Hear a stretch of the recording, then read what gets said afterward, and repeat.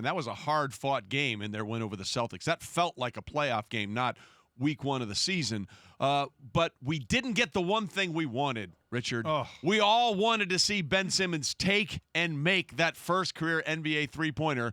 Do you think because no one else was making him from Philadelphia, he was like, yeah, I'll do it on another night where maybe everyone else is hot and I can feed off that? Well, I understand Ben Simmons. It's like now become just internet fodder. Where Right. It's like that's what everyone wants to talk about, what he can't do. And I'll go back to Jason Kidd. Jason Kidd, as a 21-year-old, shot 27% from three.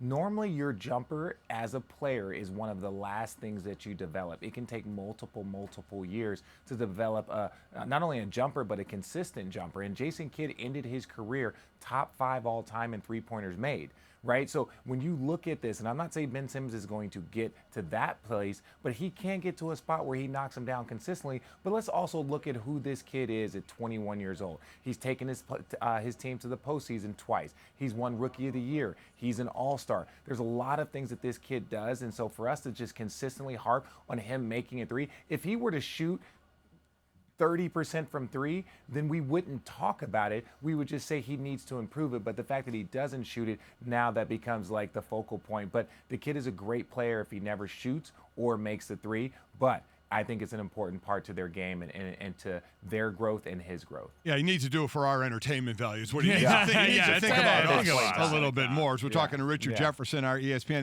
NBA analyst. So, you know, when we talk about how for the first time in a few years we're not talking about Golden State is going to be in the finals and win this thing, it's opened up in the Western Conference. One team that doesn't get talked about, and maybe they shouldn't yet, but I'm just wondering your thought about it, as they beat Washington last night. Luka Doncic goes for 34. Kristaps Porzingis goes for 23.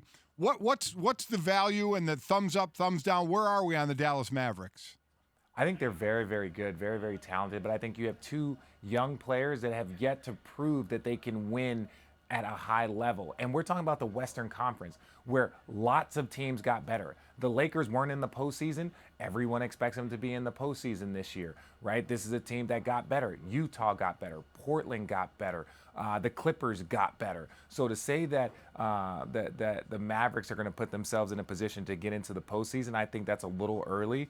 But I think they're going to be one of the most improved teams in the NBA. But it takes time, especially when you have two young superstars that are learning how to play together. It takes time to learn how to win in the NBA and learn how to win consistently. That's one of the most difficult things that I think young players learn as they get older and more mature in this league.